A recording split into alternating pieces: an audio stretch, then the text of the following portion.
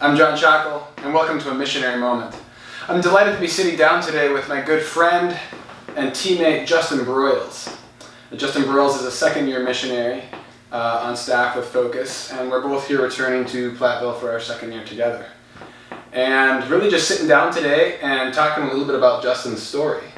And so, Justin, tell us a little bit about yourself. Where are you from? So I'm originally from Waverly, Kansas. It's a small town, about 500 people. I grew up on the farm, fell in love with track and field in high school, and became obsessed with sports and everything to do with them, including the beloved Chiefs of mine. You're still riding a high, a Super Bowl high? Oh, you would say, yeah, I could definitely agree with that. Yeah, for sure. All right, cool. All right, well then, when'd you end up going to college? I ended up attending Emporia State University.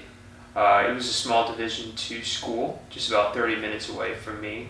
Population of 8,000. So, yeah. Sweet. So tell us a little bit about your story. So you grew up, did you have a religious family at all, or what's sort of your story to becoming a missionary today? Great question. Yeah, I didn't really have any kind of religion growing up. But my mom, she encouraged me to go to Sunday school with my grandparents in the day. But it wasn't ever concretely every single Sunday we go to any kind of church service. You know, my parents, they were spiritual and they believed in a God, but they never really instilled any of this doctrine within my faith. It was just kind of, oh, okay, well, we're just going to do what we do, essentially. So, yeah, my journey of faith I never really had a religion growing up. And as I continued to grow up, I just never really thought of God. I thought of him as being somebody who was, up here, but really never somebody who was personal to me. He was never thought that I could ever have like a deep relationship with somebody. Let alone did I know that he cared. I knew that he kind of controlled the world, but for the most part, yeah, he was existing, but not really in my life. And as I got older and got into high school, I just was presented with just so much toxic material.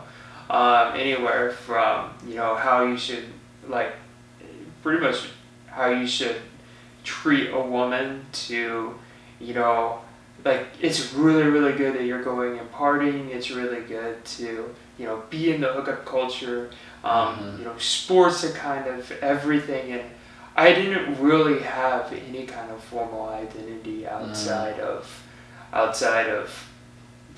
what the world was teaching me how to live. And so my mom was originally diagnosed with cancer in the early 2000s. She got into remission. And in 2011, when I was a freshman in high school, her cancer came back in the form of bone cancer, and it was terminal. And throughout this time, I was in high school. I was playing sports, I was, dating women, and I really wasn't going anywhere with that. I fell in love with track and field during that time. But sports was really my guide and who I found my identity to be, and that's really where I put a lot of my time in. And as it neared my mother's death, my dad and I considered, we could go to a church, and because this would be just really good for us. Yeah.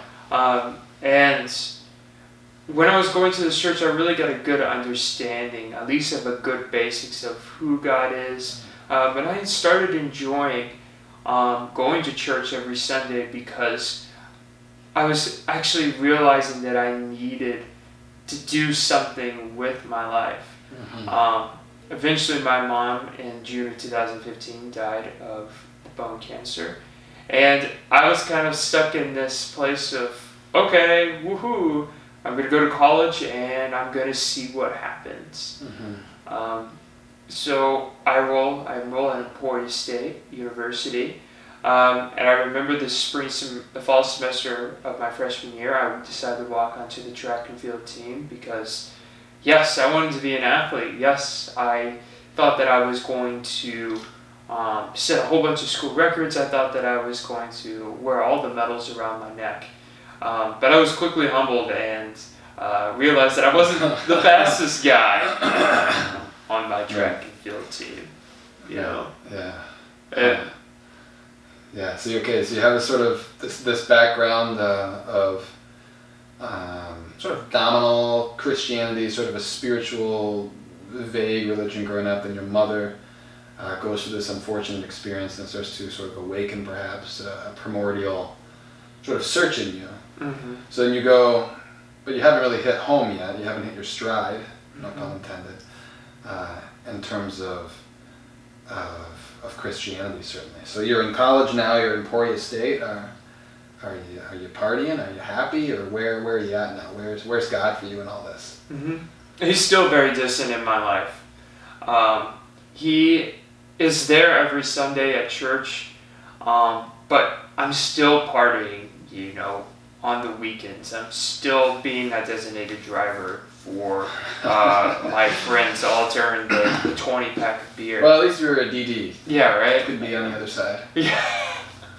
Well, I was on the other side just a few times, and, the track and field wasn't very successful at all, and I thought that, well, maybe if I got the right girl, maybe I got the right woman, maybe she would be the one that would be able to fulfill my heart. Mm-hmm. But it wasn't until I had a breakup of a woman who I thought I was going to marry that was kind of like almost a turning point. That's where God really kind of came into my life, where I had tried everything that I had been told that was going to make me happy. Mm-hmm. Partying, the socializing, the hooking up in the culture, the sports, the records, the medals, all of those things were sufficient, but a perishable crown could never fulfill the way that my heart needed to be fulfilled. Mm-hmm.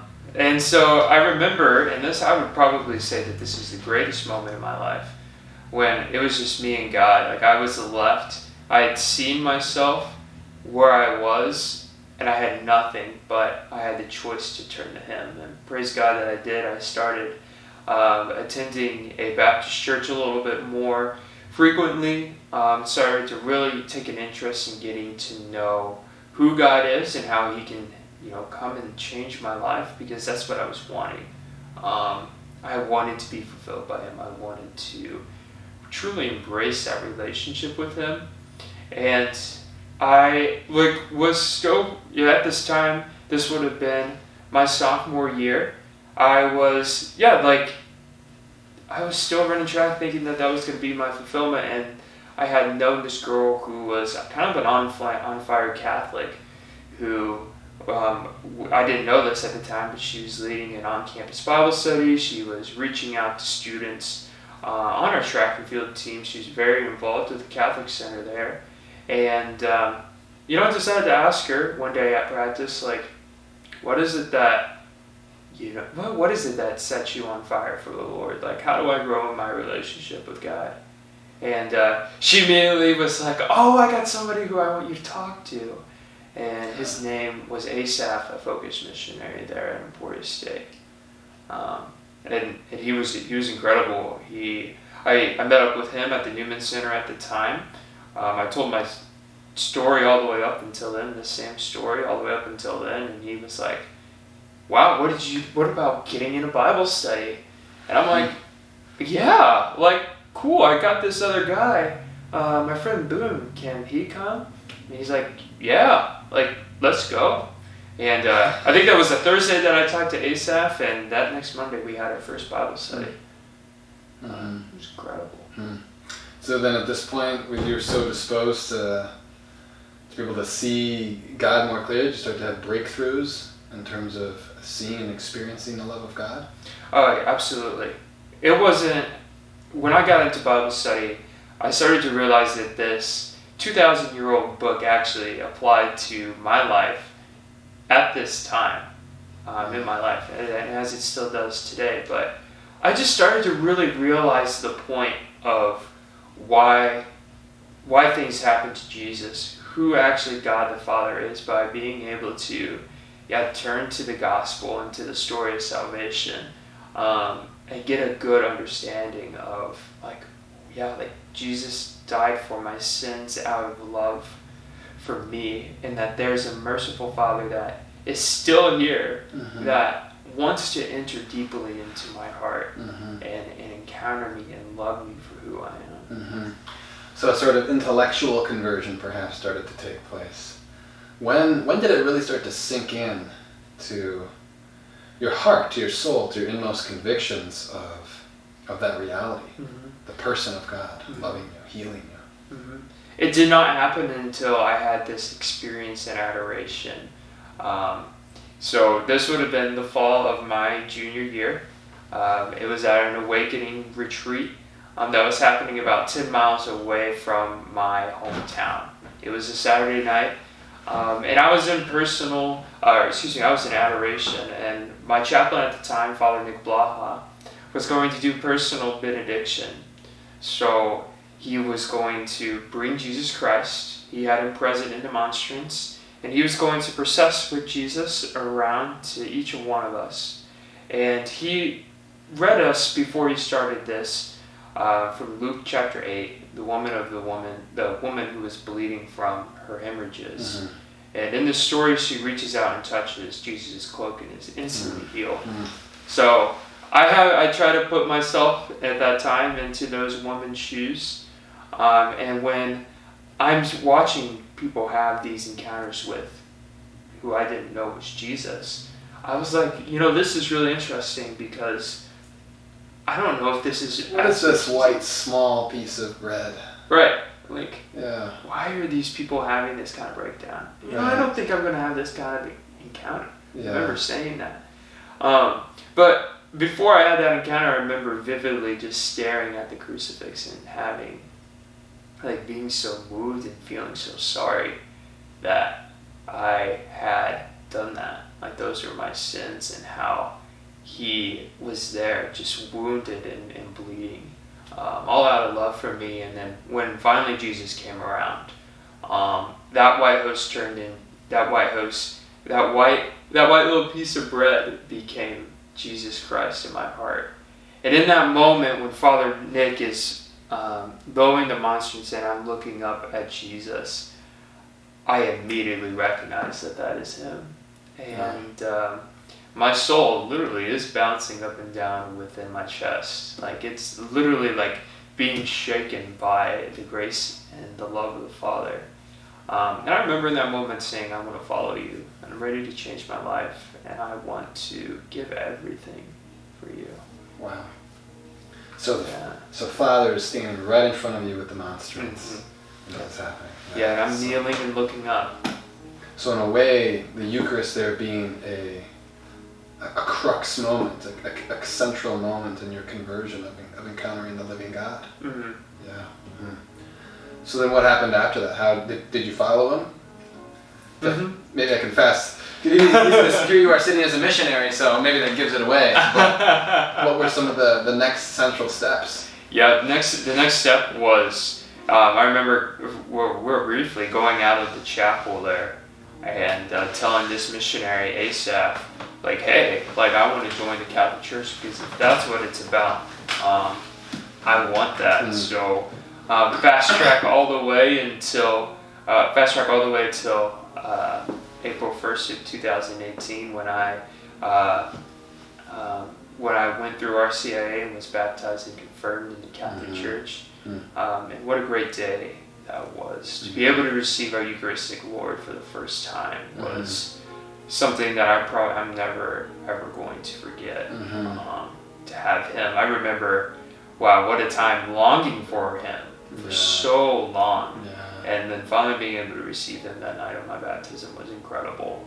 But I needed some sort of foundation after that, and it was at a Focus conference, SLS in Chicago, that I had heard about summer projects. It was a 12-week formation program out in Estes Park, Colorado, where college students from all across the nation were there together, working, living, and praying together.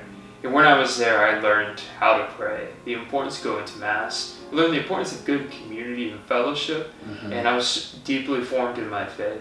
So a little shout out to Summer Projects here. If you guys don't know what it is, go give it a look. Yeah. Yeah. What would you say for you was, it can be hard to narrow this down, but like the top thing, or the top one or two things that made you Catholic, that made you want to convert? If people say, give me the 10-second, 2-sentence version, why are you Catholic when you could be anything else? Because what I was looking for in these other denominations was not what I found here in the Catholic Church. And that was the true presence, the fullness of truth in Jesus Christ present in the Eucharist. That's the first thing, is what I was searching for was the Catholic Church, little did I know. And the second thing is I was searching for truth. I was specifically searching for truth in relationships and human morality, and the importance of J.P. Chu's book, Love and Responsibility, was a huge part of my conversion, and understanding how to actually love somebody, to will the good of another, and to treat them right, and how not to use them.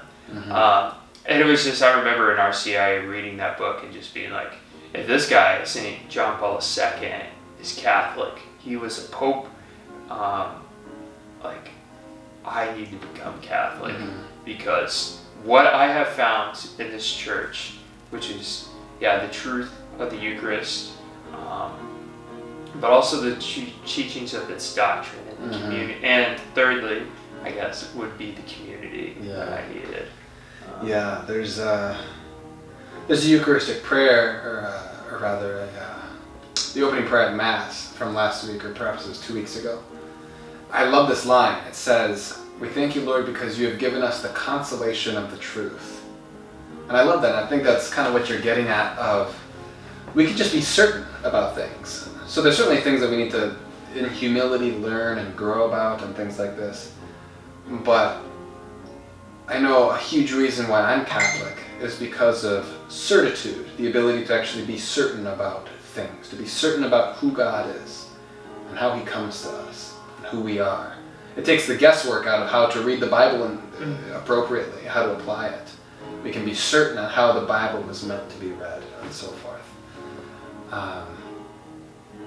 Great. Briefly, putting you on the spot again. To anybody who is thinking about becoming Catholic, or perhaps hesitant in their faith, what would you say to them? I would say, do not ever be afraid. Don't ever be afraid to embrace the unknown. Don't ever be afraid to do the thing that you know that you should do. If you have a deep desire to know and learn about the Catholic Church, please do it. Because there is so little time here on earth for us to be waiting and sitting on the fence. And I would say, like, please make your decision and have confidence and trust in the Lord, because this was the thing that changed the course of my life and has set the tone for hopefully the rest of my life. Great. Amazing. Justin, thank you for joining us. You're welcome. Ladies and gentlemen, thank you for joining us for this missionary moment. If you appreciated this video, please like it, subscribe to the channel, share it with your friends. And if you have any thoughts on other things that you'd like to hear from or hear about, please leave your comments below. Justin, thanks for joining. Thank you, John. I appreciate it. Peace.